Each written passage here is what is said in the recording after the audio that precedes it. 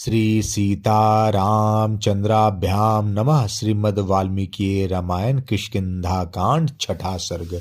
सुग्रीव का श्री राम को सीता जी के आभूषण दिखाना तथा श्री राम का शोक एवं रोषपूर्ण वचन। सुग्रीव ने पुनः प्रसन्नता पूर्वक रघुकुल नंदन श्री रामचंद्र जी से कहा, श्री राम मेरे मंत्रियों में श्रेष्ठ सचिव, ये हनुमान जी आपके विषय में वह सारा वृतांत बता चुके हैं जिसके कारण आपको इस निर्जन वन में आना पड़ा है। अपने भाई लक्ष्मण के साथ जब आप वन में निवास करते थे उस समय राक्षस रावण ने आपकी पत्नी मिथिलेश कुमारी जनक नंदिनी सीता को हर लिया। उस वेला में आप उनसे अलग थे और बुद्धिमान लक्ष्मण भी उन्हें अकेली छोड़कर चले गए थे। राक्षस इसी अवसर की प्रतीक्षा में था। उसने गिद्ध जटायु का वध करके रोती हुई सीता का अपहरण किया। इस प्रकार उस राक्षस ने आपको पत्नी वियोग के कष्ट में डाल दिया है, परंतु इस पत्नी वियोग के दुख से आप शीघ्र ही मुक्त हो जाएंगे।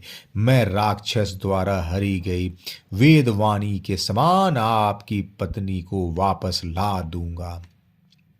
शत्रुदमन श्री राम आपकी भार्या सीता पाताल में हो या आकाश में, मैं उन्हें ढूंढ लाकर आपकी सेवा में समर्पित कर दूंगा। रघुनंदन आप मेरी इस बात को सत्य माने। महाबहो आपकी पत्नी जहर मिलाए हुए भोजन की भांति दूसरों के लिए अग्राह है।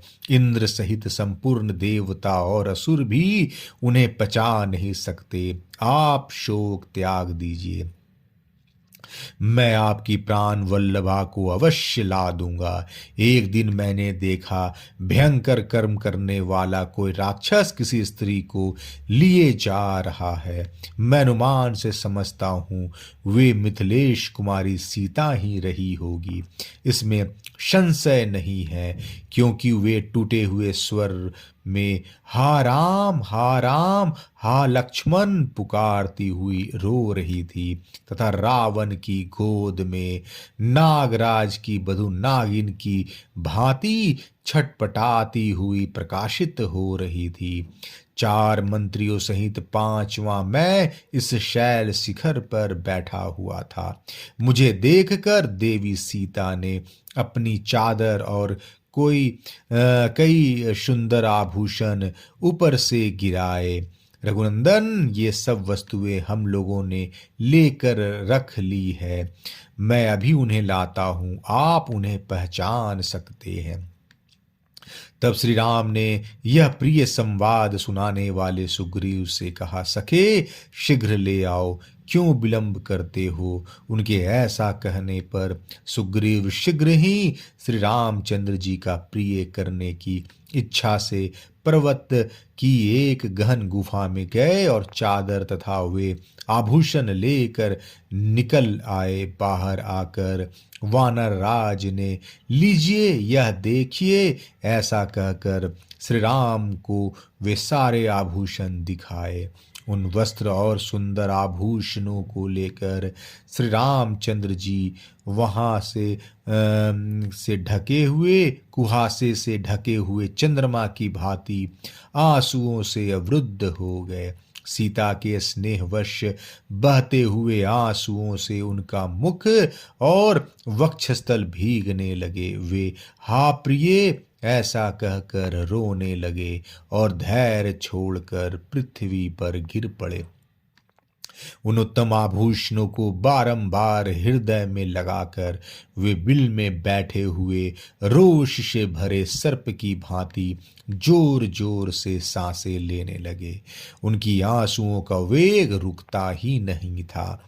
अपने पास खड़े हुए सुमित्रा कुमार लक्ष्मण की ओर देखकर श्री राम दीन भाव से विलाप करते हुए बोले, लक्ष्मण देखो, राक्षस के द्वारा हरी जाती हुई विदेह नंदिनी सीता ने यह चादर और ये गहने अपने शरीर से उतार कर पृथ्वी पर डाल दिए थे। निशाचर के द्वारा अपहृत होती हुई सीता के द्वारा त्यागे गए ये आभूषण निश्चय ही घास वाली भूमि पर गिरे होंगे, क्योंकि इनका रूप ज्यों का त्यों दिखाई देता है, ये टूटे फूटे नहीं हैं। श्री राम के ऐसा कहने पर लक्ष्मण बोले, भैया मैं इन बाजूबंद को तो नहीं जानता और न इन कुंडलों को ही समझ पाता हूँ कि ये किसके हैं, परंतु प्रतिदिन भाभी के चरणों में प्रणाम करने के कारण मैं इन दोनों नुपुरों को अवश्य पहचानता हूँ। तब श्री रघुनाथ जी सुग्रीव से इस प्रकार बोले, सुग्रीव तुमने तो देखा है वह भयंकर रूपधारी राक्षस मेरी प्राण प्यारी सीता को किस दिशा की ओर ले गया है, यह बताओ मुझे महान संकट देने वाला वह राक्षस कहाँ रहता है। मैं केवल उसी के अपराध के कारण समस्त राक्षसों का विनाश कर डालूंगा। उस राक्षस ने मैथिली का अपहरण करके मेरा रोष बढ़ाकर निश्चय ही अपने जीवन का अंत करने के लिए मौत का दरवाजा खोल दिया है। वानरराज, जिस निशाचर ने मुझे धोखे में डालकर मेरा अपमान कर मेरी प्रियतमा का वन से अपहरण किया है, वह मेरा घोर शत्रु है।